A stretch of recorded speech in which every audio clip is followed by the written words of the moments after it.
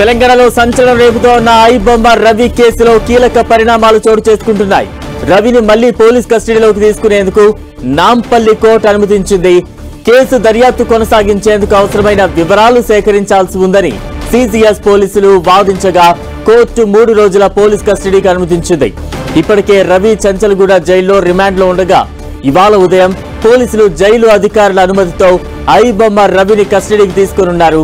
3 రోజుల పాటు రవిని ప్రశ్నించి కేసుతో సంబంధం ఉన్న డిజిటల్ పరికరాలు, ఆర్థిక లావాదేవీలు, మిగతా వ్యక్తులతో ఉన్న అనుసంధానాల వంటి అంశాలపై వివరాలు సేకరించనున్నారు. ఇటీవల రవిపై వరుసగా కేసులు నమోదవుతూ ఉండడం, పీటీ వారెంట్ల ఆధారంగా పలు పోలీస్ స్టేషన్లలో పోలీసులు కస్టడీ కోరడం చర్చనీయాంశంగా మారింది. ఇప్పటికే 5కు పైగా కేసుల్లో రవి అరెస్ట్ అవ్వగా దర్యాప్తు పురోగతి కోసం మరిన్ని వివరాలు వెలికి తీయాల్సి ఉందని సిసిఎస్ అధికారులు వెల్లడిస్తున్నారు. పోలీస్ కస్టడీ పూర్తయ్యాక రవిని తిరిగి చంచల్గూడ జైలుకు తరలిస్తారు. ఈ కేసుకు సంబంధించి రాబోయే రోజుల్లో మరిన్ని కీలక అంశాలు బయటపడే అవకాశం ఉందని అంచనా వేస్తున్నారు అధికారులు. మరోసారి పోలీసుల కస్టడీకి ఐబొమ్మ రవి వెళ్లనున్నారు. 3 రోజుల పాటు విచారించనున్నారు. తాజా అప్డేట్స్ అందించేందుకు మా ప్రతినిధి కిరణ్ సిద్ధంగా ఉన్నారు. కిరణ్, బలరాం, రెండోసారి కూడా ఐబొమ్మ రవిని కస్టడీలోకి తీసుకోబోతున్నారు సైబర్ క్రైమ్ పోలీసులు. ఇప్పటికే ఒక కేసుకు సంబంధించి కూడా సుమారుగా 5 రోజుల పాటు కస్టడీలోకి తీసుకొని కొంత కీలక సమాచారం రాబట్టి ప్రయత్నం చేశారు. కానీ అతడు కస్టడీలో సహకరించలేదు. పోలీసులు అడిగిన సమాధానానికి సంబంధించి కూడా ఇటు ఎలాంటి ఇవ్వలేదంటూ కూడా చెప్పిన నేపథ్యంలో మరొక కేసులో కూడా ప్రస్తుతానికి అయితే పీటీ వారెంట్లో అరెస్ట్ చేయడం, ఆ తర్వాత కోర్టులో ప్రొడ్యూస్ చేయడం, ఆ తర్వాత మరొకసారి కూడా కస్టడీలో కావాలంటే కోరిన నేపథ్యంలో రెండో కేసులో కూడా ఐబొమ్మ రవికి సంబంధించి సైబరాబాద్ పోలీసులకు 3 రోజుల కస్టడీ ఇచ్చినట్టుగా చెప్పుకోవాల్సి ఉంటుంది. ఇప్పటికే ఈ కేసుకు సంబంధించి కూడా చాలా కీలక విషయాలు రాబట్టి ప్రయత్నం చేయబోతున్నట్టుగా చెప్తుంది. ఎందుకంటే ఇది పైరసీకి సంబంధించి ఇటు అతడి బొప్పంతో పాటు ఐబొమ్మ సైట్లకు సంబంధించి ఏ విధంగా డొమైన్ తయారు చేశాడు, ఆ తర్వాత ఈ 2 సైట్లను ఏ విధంగా ఆపరేట్ చేశాడు, ఇప్పటికే ఇటు సైబర్ క్రైమ్ సంబంధించిన పోలీసులు కూడా పూర్తి స్థాయిలో దానికి సంబంధించిన పవర్ పాయింట్ ప్రజెంటేషన్ ఇచ్చిన నేపథ్యంలో రెండో కేసులు కూడా అనేక అంశాలకు సంబంధించి కూడా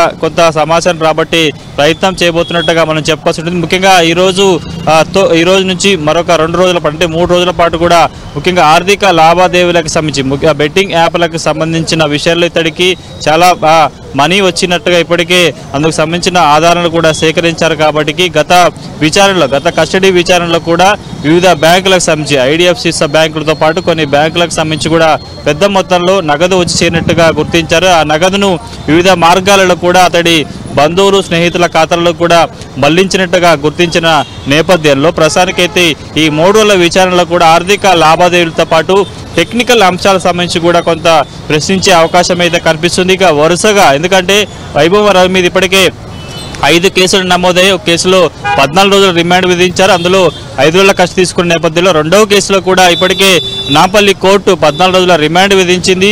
సైబరాబాద్ పోలీసుల కస్టడీకి సంబంధించి సైబర్ క్రైమ్ సంబంధించిన పోలీసుల కస్టడీలో 3 రోజుల కస్టడీ ఇచ్చిన నేపథ్యంలో కూడా మిగతా 3 కేసులకు సంబంధించి కూడా ఇదే పందాను కొంత అవలంబించే అవకాశం అయితే కనిపిస్తుంది. ఇక పూర్తి స్థాయిలో ఎందుకంటే ఇప్పటికే ఇమ్మడి రవికి సంబంధించిన న్యాయవాది కూడా అతడి తరపున బెయిల్ పిటిషన్ దాఖలు చేసిన నేపథ్యంలో బెయిల్ పిటిషన్ వాదనలు కొనసాగ ముందుకే కూడా పలు మిగతా కేసులో కూడా పీటీ వారెంట్ జారీ చేయడం, ఆ తర్వాత కస్టడీ ముగిసిపోగానే మరొక కేసులో అతన్ని అరెస్ట్ చూపించడం, ఆ తర్వాత ఇదే పందాలో కూడా ఒక 20 రోజుల పాటు కూడా ఈ కేసుకు సంబంధించి కూడా చాలా కీలక విషయాలను అతడి వద్ద కొంత వెలికి తీసే అవకాశం ఉన్నట్టుగా చెప్పాల్సి ఉంటుంది. కాబట్టి పూర్తి స్థాయిలో ఈరోజు కొద్దిసేపట్లో మరొకసారి సైబర్ క్రైమ్ పోలీసులు చంచల్గూడ జైలుకి వెళ్ళబోతున్నారు.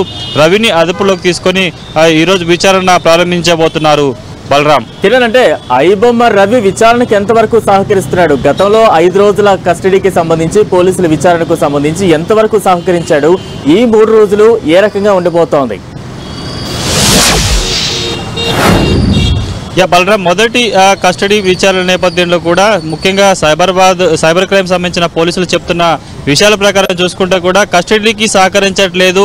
తాము అడిగిన ఆ క్వశ్చన్లకు సంబంధించి కూడా అతడు ఎలాంటి సమాధానం చెప్పట్లేదు, తనకు తెలియదు, మర్చిపోయాననే సమాధానాలు కూడా చాలా సార్లు చెప్పినట్టుగా ఇప్పటికే సైబర్ క్రైమ్ పోలీసులు కూడా ఇటు చెప్పిన నేపథ్యంలో దీనికి సంబంధించి కూడా ఈ 3 రోజుల విచారణలో కూడా కొంత కీలక సమాచారం రాబట్టే అవకాశం అయితే కనిపిస్తుంది. టెక్నికల్ అంశాలకు సంబంధించి, ఎందుకంటే ఇతడు ఒక్కడే మొత్తం ఎంటైర్ ఈ 2 సైట్లను కూడా నడిపాడు. వీటికి కొంతమంది మిత్రులు సహకరించారు. వారంతా దీన్ని ఒక ప్రాంతం నుంచి కూడా ఆపరేట్ చేసినట్టుగా గుర్తించారు. కొంత 5C సినిమాలు ఈ టెలిగ్రామ్ యాప్ ద్వారా కొనుగోలు చేసి తన సైట్లో అప్లోడ్ చేసుకున్నట్టుగా ఇప్పటికే పోలీసులు అందుకు సంబంధించిన కీలక సమాచారం రాబట్టే ప్రయత్నం చేశారు. కాబట్టి రెండోసారి కస్టడీలో కూడా 3 రోజుల పాటు కస్టడీలో ఉండబోతున్న రవి. కాబట్టి ఒకవైపు టెక్నికల్ అంశాలు, గత కస్టడీలో చాలా క్వశ్చన్లకు సంబంధించి కూడా అతడు సమాధానం ఇవ్వని నేపథ్యంలో కూడా ఈ 3 రోజుల కస్టడీలో కూడా అలాంటి గతంలో కొంత పెండింగ్లో ఉన్నాయి, చెప్పకుండా దాటవేసిన అంశాలకు సంబంధించి కూడా ప్రస్తుతానికైతే ఈ 3 రోజుల కస్టడీలో కూపీలాగే అవకాశం ఉన్నట్లుగా తెలుస్తుంది. Balaram. Right, thank you Kiran.